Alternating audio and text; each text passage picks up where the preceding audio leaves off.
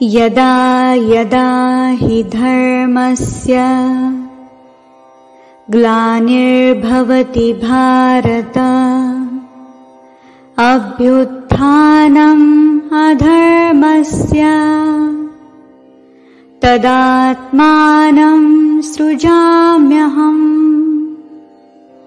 परित्राणाय साधूनां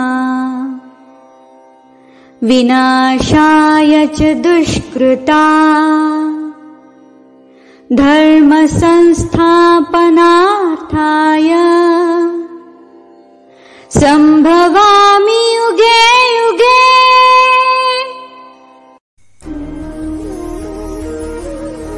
नमस्कार, मी रेश्मा। ईश्वराने मानवाला सर्व शक्तिमान सजीव बनवलं, ज्ञानप्राप्तीची क्षमता दिली, भक्तिपूर्ण हृदय प्रदान केलं आणि कर्म करण्याची इच्छाशक्ती दिली।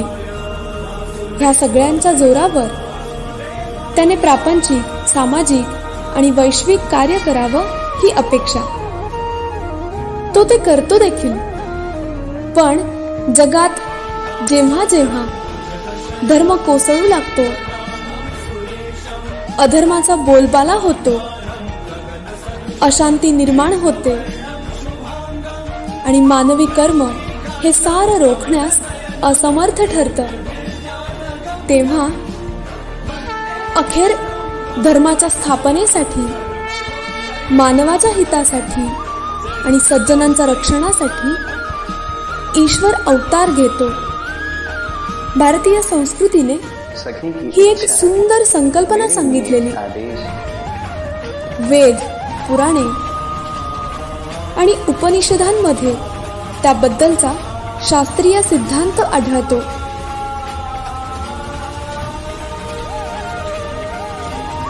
नेमकं काय आहे हे अवतार कार्य, त्यामागची भूमिका आणि तत्वज्ञान समजून घेणार आहोत आदरणीय श्रीयुत दत्तात्रेय गाढे सरांकडून साहित्य उत्सवच्या विशेष प्रसारणातून। अवतार पूजन।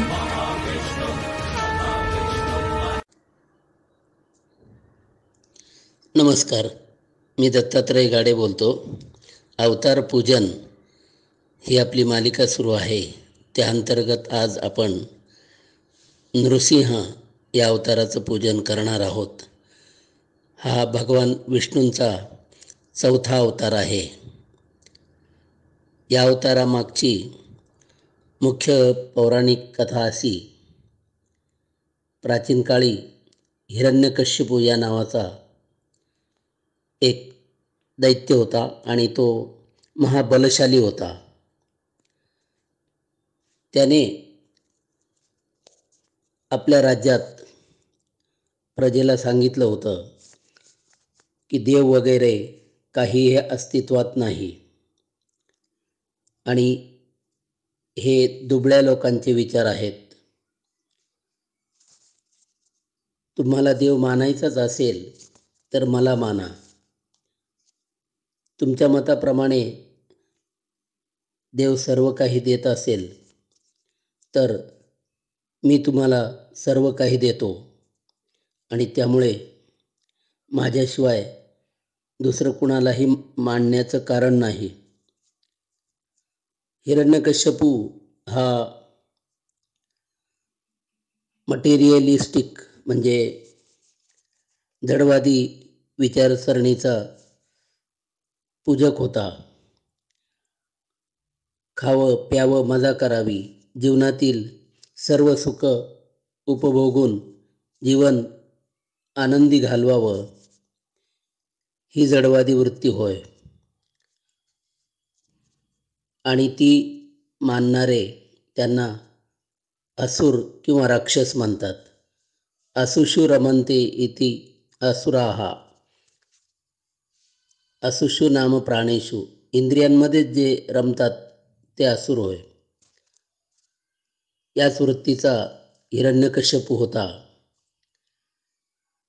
आणि त्याप्रमाणेच लोकांना तो वागण्याची सक्ती करत असे।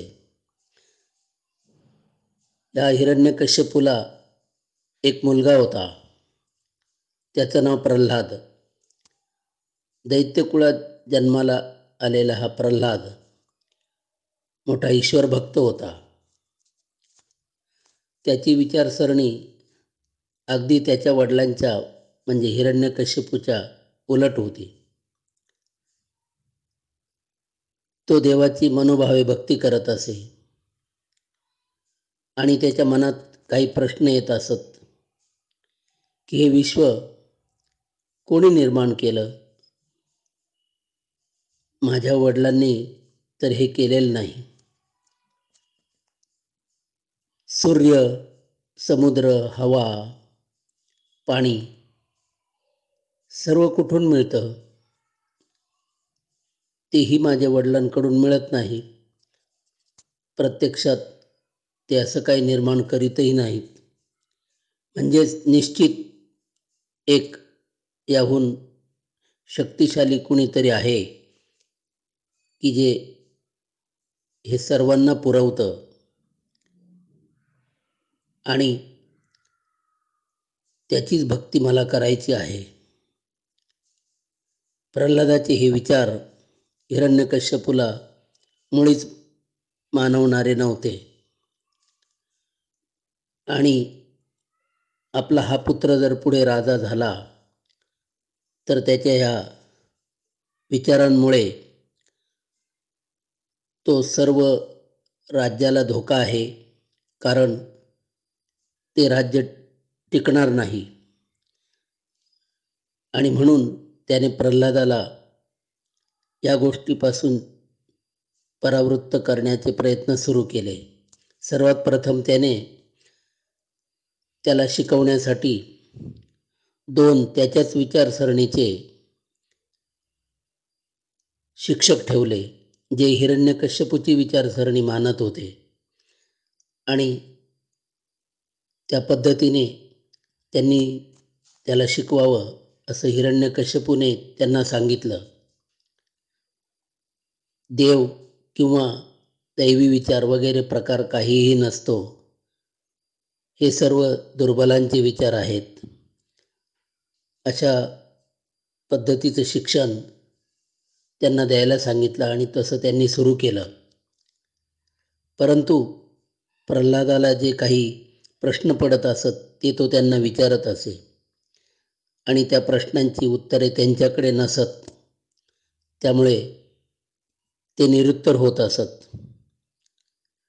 बराच काळ प्रयत्न केल्यानंतर त्यांच्या लक्षात आलं की प्रल्हादाची विचारसरणी सर्वथा आपल्यापेक्षा वेगळी आहे आणि त्याला आपली विचारसरणी देणं शक्य नाही. आणि ही गोष्ट त्यांनी हिरण्यकश्यपूला सांगितली. यानंतर हिरण्यकश्यपूने वेगळा मार्ग अवलंबायचं ठरवलं. त्याने प्रल्हादाला आधी ताकीद दिली की तू हे सर्व सोडून दे. परंतु प्रल्हाद आपल्या निश्चयावर ठाम होता. त्यामुळे हिरण्यकश्यपूने त्याला कडक शिक्षा करण्याचं ठरवलं. पौराणिक कथेनुसार त्याला पर्वतावरून लोटून देण्यात आलं. त्याला उकळत्या तेलात टाकण्यात आलं. त्याला सर्पदंश करण्यात आले इत्यादी भयंकर स्वरूपाच्या शिक्षा त्याला देण्यात आल्या. पण त्यातून तो सही सलामत बाहेर आला आणि आपल्या ईश्वराचं नामस्मरण तो करत राहिला.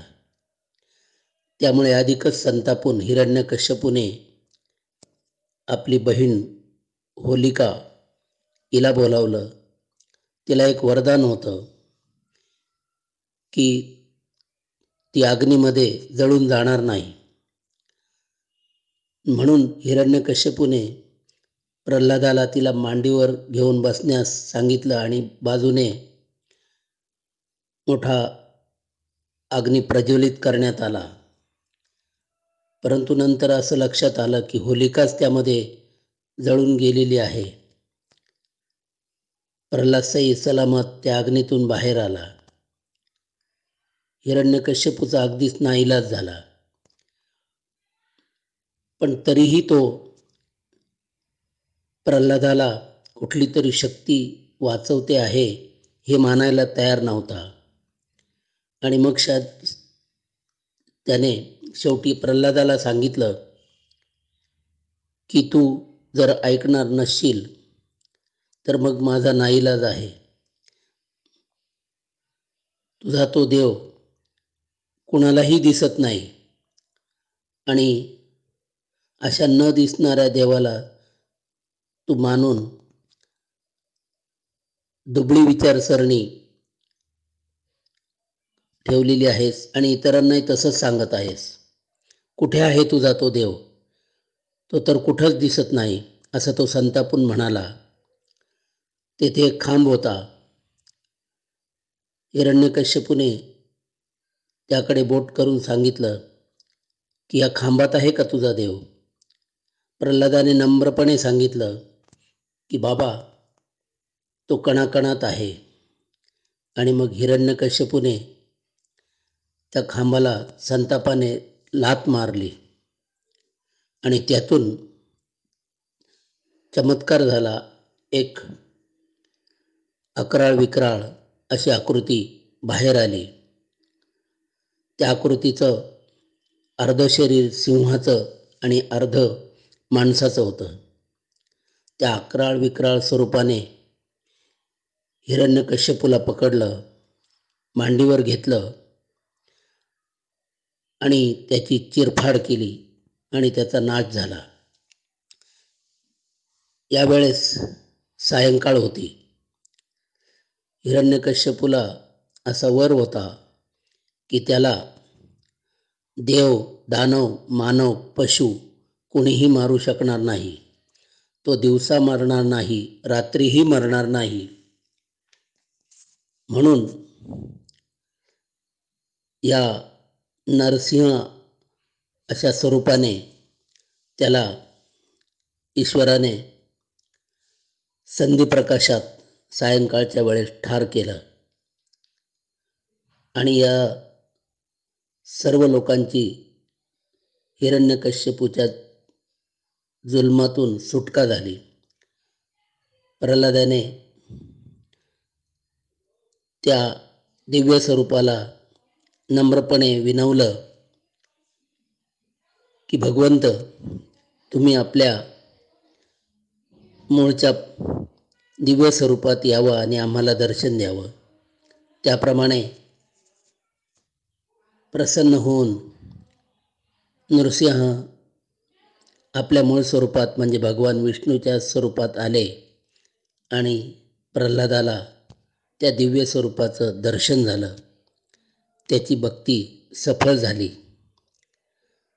परंतु नरसिंहाने सांगितलं की तू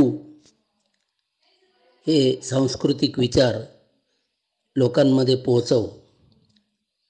हे विचार मागे पडलेले आहेत, कारण तुझ्या वडिलांनी लोकांना अतिशय जडवादी विचार दिलेले आहेत. यथा राजा तथा प्रजा या न्यायाने सगळीकडेच हे विचार वाढलेले आहेत. तुला हे मोठं काम करायचं आहे आणि त्यासाठीच तुला मी निमित्त बनवत आहे. प्रल्हादाने हात जोडून भगवंताला सांगितले की भगवंता, तुम्ही मला निमित्त केलं आहे. मी किती भाग्यवान आहे आणि मी माझ्या परीने संस्कृतीचे विचार सगळ्यांना देण्याचा आटोकाट प्रयत्न करीन आणि आपलं हे काम मी सातत्याने करत राहील. भगवंताने प्रसन्न होऊन त्याला आशीर्वाद देऊन ते अंतर्धान पावले. अशा रीतीने ही नृसिंह अवताराची पौराणिक कथा आहे. हिरण्यकश्यपू आणि नृसिंह अवतार यांच्या कथेकडे आपण जर दुसऱ्या दृष्टीने विचार करून पाहिले त्याचा सांकेतिक अर्थ घेतला तर तो थोडक्यात असा आहे. पुराणात सांगितल्याप्रमाणे हिरण्यकश्यपू हा हिरण्याक्ष या दैत्याचा भाऊ होता. आपण वराह अवतारात पाहिले की या हिरण्याक्षाला वराहाने मारले. हिरण्याक्ष आणि हिरण्यकश्यपू ही एक वृत्ती आहे असा त्याचा अर्थ होतो. म्हणून ते लाक्षणिक अर्थाने भाऊ आहेत. हिरण्य म्हणजे सोनं, व्यापक अर्थाने संपत्ती, आणि ज्या लोकांना केवळ सोनं दिसतं, संपत्ती दिसते, ऐहिक उपभोगच फक्त दिसतात आणि त्यालाच ते आपल्या जीवनाचं सार्थक मानतात आणि ते मिळवण्यासाठी जे प्रयत्न केले जातात त्यालाच ते पुरुषार्थ म्हणतात. हीच ती हिरण्यवृत्ती, हिरण्याक्ष किंवा हिरण्यकश्यपू वृत्ती. आणि त्यामुळे हिरण्यकश्यपू हे नाव एक प्रकारे आपल्याला बोधक असल्याचं लक्षात येतं. हिरण्यकश्यपू हा राजा असल्यामुळे त्याने प्रजेलाही याच वृत्तीचं बनवलं आणि आसुरी विचाराचे लोक अत्यंत पद्धतशीरपणे आणि प्रामाणिकपणे आपल्या विचारांचा प्रसार करीत असतात आणि हे विचार सहज आचरणात आणण्यासारखे आणि आकर्षक असल्यामुळे लोकांनाही ते आवडतात आणि त्यामुळे या विचारांचा प्रसार समाजामध्ये झपाट्याने होतो. परंतु त्यामुळे मानवी मूल्ये तुडवली जातात, पशुवृत्ती बळावते, मनुष्य स्वार्थी होतो आणि आपल्या स्वार्थासाठी तो कुठल्याही थराला जाऊ शकतो आणि मानवासाठी, समाजासाठी ही गोष्ट घातक आहे. समाज हा सर्वांसाठी आहे आणि त्यात काही लोकांनी स्वार्थी वृत्तीने केवळ आपला फायदाच पाहिला तर समाजाला या गोष्टींचा निश्चितच त्रास होतो, इतर लोकांवर अन्याय होतो आणि त्यासाठी दैवी विचारांची गरज आहे. आणि यासाठीच काही लोक प्रयत्नशील असतात आणि त्यांनाच भगवंत निमित्त करतात आणि ते म्हणजे ऋषी, मुनी, संत इत्यादी लोक होत. प्रल्हाद हा हेच निमित्त होण्यासाठी आला होता आणि भगवंतानेही नृसिंह अवतार त्याला प्रेरित करण्यासाठीच केलेला होता.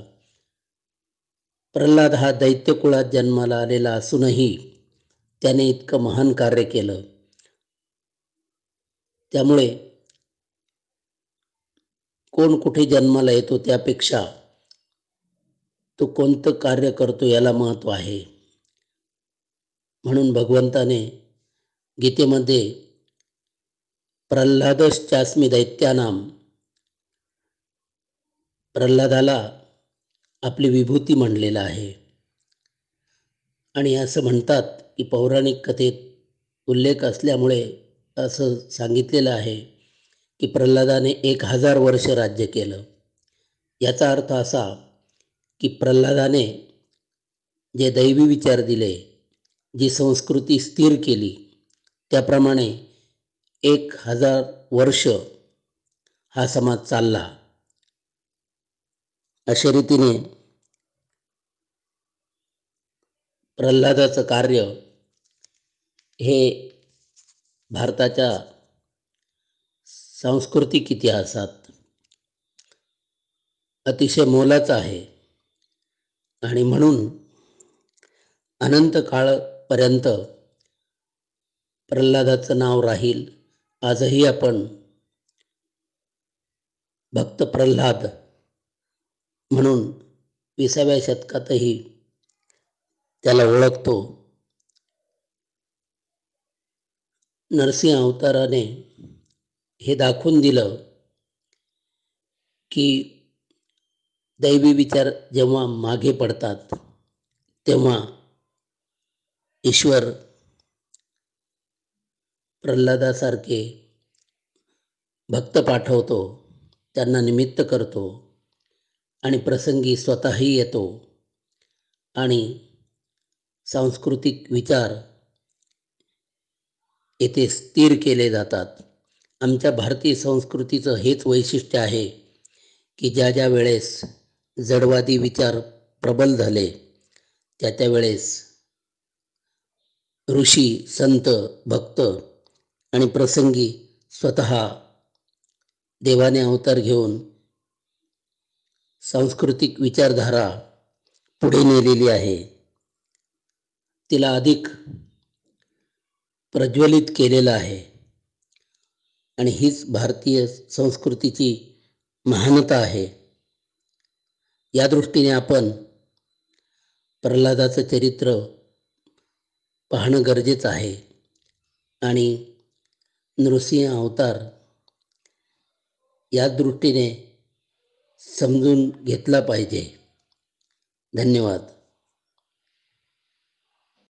दर्जेदार साहित्याचा आणि कलाकृतींचा आस्वाद घेण्यासाठी जॉईन करा साहित्य उत्सव व्हॉट्सॲप किंवा टेलिग्राम ग्रुप.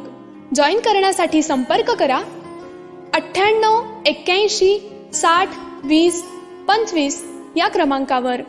संपर्क क्रमांक पुन्हा एकदा 9881 60 2025. साहित्य उत्सव हे यूट्यूब चॅनल आजच सबस्क्राईब करा. साहित्य उत्सवच्या फेसबुक पेजला जरूर भेट द्या, कारण ज्ञान आणि मनोरंजन यांचं अतूट नातं म्हणजे साहित्य उत्सव.